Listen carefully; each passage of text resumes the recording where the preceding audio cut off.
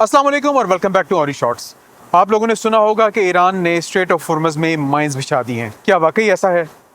कितने जहाज़ ऐसे हैं जो कि अब तक गुजरने में कामयाब हुए हैं? कितने जहाज़ ऐसे हैं जो कि अभी तक इंतज़ार कर रहे हैं? और कितने बहरी जहाज़ ऐसे हैं कि जिन पे अभी तक अटैक हुआ और जिनको शदीद नुकसान पहुँचा? आज की वीडियो में हम ये तमाम बातें डिस्कस करेंगे और मैं आपको डिटेल में बताऊँगा कि एक्चुअल में हुआ क्या है। लेकिन आज की वीडियो स्टार्ट करने से पहले सबसे पहले आप सबको ईद मुबारक। मैंने अपनी इस बार की ईद की वीडियो जहाज़ की नहीं बनाई, कुछ वजूहात थी और सबसे बड़ी बात यह कि मेरा दिल नहीं था कर रहा, स्पेशली ये ईरान की सूरत हाल को देखते हुए मेरा बिल्कुल दिल नहीं कर रहा था कि मैं वीडियो बनाऊं, इसलिए मैंने वीडियो नहीं बनाई। तो आप में से वो तमाम हज़रात जो कि ईद की वीडियो को पूछ रहे हैं, असली बात ये है। इस डिस्कशन को स्टार्ट करते हुए सबसे पहले हम जिक्र करना चाहेंगे उन जहाज़ों का कि जिनके ऊपर डायरेक्टली या इनडायरेक्टली अटैक हुआ। तो इन जहाज़ों की कुल तादाद 20 बनती है। इनमें से 19 बहरी जहाज़ हैं और एक टग बोट है। ये जहाज़ या तो हुर्मुज़ को क्रॉस करने की कोशिश कर रहे थे या हुर्मुज़ के आसपास ही मौजूद थे जब इनके ऊपर अटैक किया गया। अगर मैं सब जहाज़ों के नाम लेना चाहूँ तो लिस्ट काफ़ी लंबी है, लिहाजा मैं सब जहाज़ों का नाम तो यहाँ पे नहीं लूँगा, लेकिन अच्छी खासी तादाद एक जहाज़ों की हिट हुई है। अगर हम उन जहाज़ों की बात करें जो कि कामयाबी से स्ट्रेट ऑफ हुर्मुज़ को क्रॉस करने में कामयाब हुए हैं तो उनकी तादाद है 90 से लेके 116। 90 जहाज़ ऐसे हैं जो कि रिपोर्टेड हैं, जिनके बारे में मुकम्मल आगाही मौजूद है, और तकरीबन 26 जहाज़ ऐसे हैं कि जिनके बारे में गुमान किया जाता है कि ये जहाज़ भी स्ट्रेट ऑफ हुर्मुज़ से गुजर चुके हैं। और उसके बाद इस पूरे जंग के दौरान में अगर बात करें तो जंग से पहले 100 जहाज़ तकरीबन रोज़ाना की बुनियाद पर स्ट्रेट ऑफ हुर्मुज़ से गुजरा करते थे। अब इतने लंबे अरसे में तकरीबन 24-25 दिन का वक्त हो चुका है, अभी तक सिर्फ और सिर्फ 116 जहाज़ के आसपास यहाँ से गुजरने में कामयाब हुए हैं।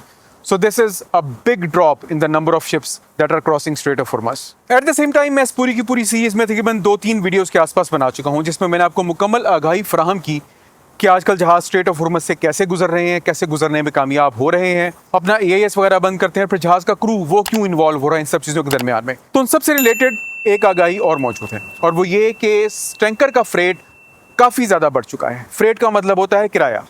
आप ऐसे ही समझ लें कि जैसे ये जहाज़ लेट्स से कि मेरा है तो नहीं, लेकिन लेट्स से कि ये जहाज़ मेरा है और मैंने इसको किराए पे देना है। उस किराए की मद में अच्छा खासा इजाफा हुआ है। अगर हम बात करें सुएज़मैक्स जहाज़ों की, सुएज़मैक्स जहाज़ वो होते हैं जो तकरीबन 1.5 लाख टन के आसपास तेल जो है वो कैरी कर सकते हैं, तो उनके किरायों में तकरीबन 5 गुना इजाफा हुआ है। पहले इनका किराया जो था वो तकरीबन $50,000 पर डे के आसपास का था, अब ये तकरीबन 3.5 लाख से लेके 4.5 लाख डॉलर पर डे के हिसाब से जा रहे हैं। और अगर सूरत हाल ऐसी ही रही तो इन किरायों में मज़ीद इजाफा हो सकता है। अगर हम बात करें VLCC की, जो कि अप टू 300,000 टन यानी कि तकरीबन 3 लाख टन के आसपास जो तेल कैरी कर सकते हैं, उन जहाज़ों के किरायों में तकरीबन 3 गुना इजाफा हुआ है।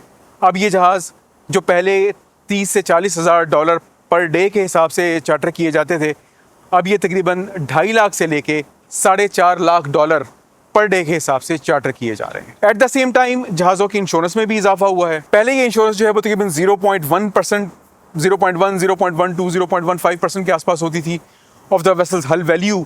अब ये तकरीबन 1 से लेके और 3% तक हो गई है, डिपेंडिंग अपॉन कब इंश्योरेंस ली जा रही है। और हाँ, ये बात दुरुस्त है कि इंश्योरेंस जो है वो शुरू में जहाज़ों की विदड्रॉ कर ली गई थी, लेकिन और कंपनीज मौजूद है जो कि इंश्योरेंस देने के लिए तैयार होती है, तो इंश्योरेंस को इतना बड़ा मसला नहीं होता। पिछली वीडियो में भी कमेंट्स आए हुए थे कि आपने इंश्योरेंस का जिक्र किया, इंश्योरेंस तो जहाज़ों को मिल ही नहीं। तो ऐसा नहीं है कि नहीं मिल रही, दिस इज़ नॉट ट्रू। मौके से फ़ायदा उठाना जो है वो हर एक ने होता है। जहाज़ फ़ायदा ये उठा रहे हैं कि वो चलेंगे तो तकरीबन 5-5 गुना तक उनको जो है वो रोज़ाना की बुनियाद पे आमदनी होगी। इंश्योरेंस कंपनी फ़ायदा ही उठाती है कि ठीक है जी, सब जहाज़ थोड़ी हिट हो रहे हैं, जो हिट हो रहा है हम देने के लिए तैयार है, कोई मसला नहीं। उन्होंने अपनी insurance 1% to 3% of the vessels हल वैल्यू कर दी है। सब के सब पैसे छाप रहे हैं। सिर्फ और सिर्फ वो मुल्क जो कि तेल ख़रीद रहे हैं उनको पैसे ज़्यादा खर्च करने पड़ रहे हैं। बाकी तकरीबन तमाम की तमाम पार्टीज़ इंक्लूडिंग ब्रोकर्स और सब वो सब के सब फ़ायदे में ही हैं, तो उसकी आप परवाह ना करें बिल्कुल भी।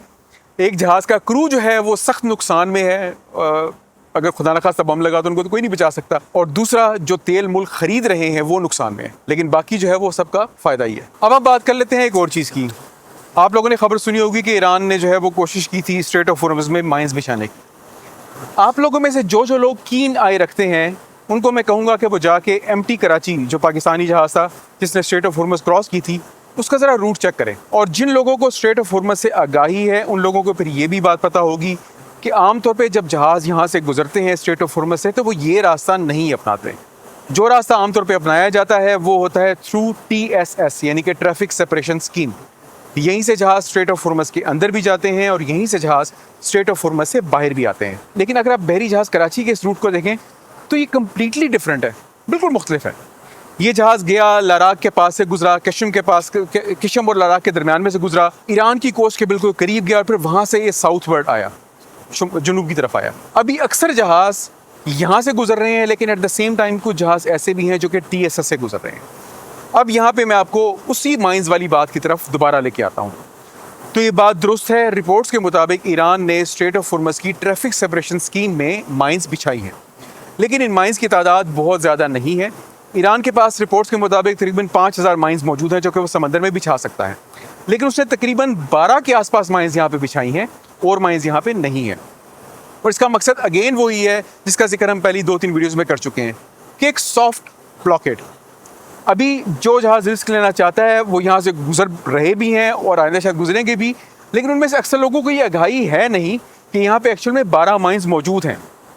अभी भी रिसेंटली कल भी कुछ 1-2 जहाज़ गुजरे थे, परसों भी गुजरे थे, तो अब तक तो लोग जहाज़ बच के गुजर रहे हैं, लेकिन जब किसी जहाज़ से माइन टकराएगी तो फिर आपके पास खबरों में ज़रूर ये बात आ जाएगी। इन्हीं माइन से बचाने के लिए कुछ जहाज़ जो हैं वो लद्दाख के पास गुजर रहे हैं। अब ये सारे के सारे वो जहाज़ हैं जिनको या तो इराक़ ने अपने फ्रेंडली कंट्रीज़ के तौर पे गुजरने की इजाज़त दी है, इसमें चाइना के जहाज़ हैं, पाकिस्तान के जहाज़ हैं और 2 भारत के जहाज़ गुजरे हैं, और या फिर वो वाले जहाज़ हैं कि रिपोर्ट्स के मुताबिक जो जहाज़ परमिशन लेके गुजर रहे हैं। और अगर आपने परमिशन की कहानी भी सुनी हो तो पार्लियामेंट में ऑलरेडी एक लॉ मेकर ईरान के कह चुके हैं कि हम तकरीबन जहाज़ों से $2 लाख के आसपास चार्ज कर रहे हैं जो जहाज़ यहाँ से गुजरना चाह रहे हैं, और जो जहाज़ $2 लाख के आसपास ये कीमत अदा कर रहे हैं उनको यहाँ से गुजरने दिया जा रहा है। लेकिन ये 2 लाख की परमिशन भी उन जहाज़ों के लिए है जो कि फ्रेंडली कंट्रीज़ के अलावा हैं। फ्रेंडली कंट्रीज़ में पाकिस्तान, इंडिया, चाइना ये जहाज़ आ गए, और तुर्की के भी कुछ जहाज़ आ गए। इसके अलावा बाकी जहाज़ों ने पेमेंट करनी है, लेकिन इसराइल और अमेरिका के जहाज़ पेमेंट करके भी स्ट्रेट ऑफ हुर्मुज़ से नहीं गुजर सकते। तो दोबारा मैं आपको सूरत हाल से आगाह करता चलूँ कि तकरीबन 20 जहाज़ ऐसे हैं जो कि यहाँ से गुजरते हुए या इसके आसपास तबाह हुए। तकरीबन 116 जहाज़ यहाँ से गुजरने में कामयाब हुए। इनमें वो जहाज़ भी शामिल हैं जो कि परमिशन लेके गुजरे, जो कि फ्रेंडली कंट्रीज़ के गुजरे, या जो छुप छुपा के गुजरे। और छुप छुपा के जहाज़ कैसे गुजरते हैं ये मैं आपको अपनी पिछली वीडियो में पूरी की पूरी दास्तान सुना चुका हूँ। और जहाँ तक रहेगी छुप छुपा के गुजरने की वाले जहाज़ों की बात, तो उसमें मैं आपको एक और चीज़ ये बता दूँ कि कुछ जहाज़ों को जो ट्रैक किया गया तो पता चला कि वो खाली जब थे वो तब यहाँ से वेस्टवर्ड भी गए, यानी कि स्ट्रेट ऑफ हुर्मुज़ के अंदर भी गए और लोड करके बाहर भी निकले। तो जो जहाज़ निकलने में सक्सेसफुली कामयाब हो गए हैं, मैं यही कहना चाहूँगा कि बड़े खुशकिस्मत हैं, वरना 12 माइंस वहाँ पे बिछी हुई हैं और आपका इंतज़ार कर रही हैं। और खुदा न खास्ता ये ना हो कि आप वो पर्टिकुलर रूट जो कि ईरान ने कहा हुआ है उससे ना गुजरें और हुर्मुज़ से गुजरते हुए कोई ना कोई माइन आपके जहाज़ से टकरा जाए। ये थी अब तक की अपडेट। उम्मीद है कि आपको इससे कुछ ना कुछ सीखने को, जानने को, समझने को ज़रूर मिला होगा। और याद रखिएगा कि अब जिन जहाज़ों को परमिशन दी जा रही है वो TSS से नहीं गुजर रहे, उसके लिए एक नया रास्ता वज़ा किया गया है, वो सब के सब जहाज़ वहाँ से गुजर रहे हैं। रास्ते बहरहाल दोनों के दोनों स्ट्रेट ऑफ हुर्मुज़ के बीच में ही है। अगर आपको आज की वीडियो अच्छी लगी हो, पसंद आई हो, इस वीडियो ने आपको किसी भी तरीके से आज की सूरत हाल समझने में मदद दी हो, तो लाइक करना मत भूलिएगा, शेयर करना मत भूलिएगा और सब्सक्राइब करना मत भूलिएगा। अपना ढेर सारा ख्याल रखिएगा, दुआओं में याद रखिएगा। With tons of love to my Orange Shorts family and to be Orange Shorts family, आप देख रहे हैं Orange Shorts। मेरा नाम है जाहिद निसार और अगली वीडियो तक अल्लाह हाफिज़।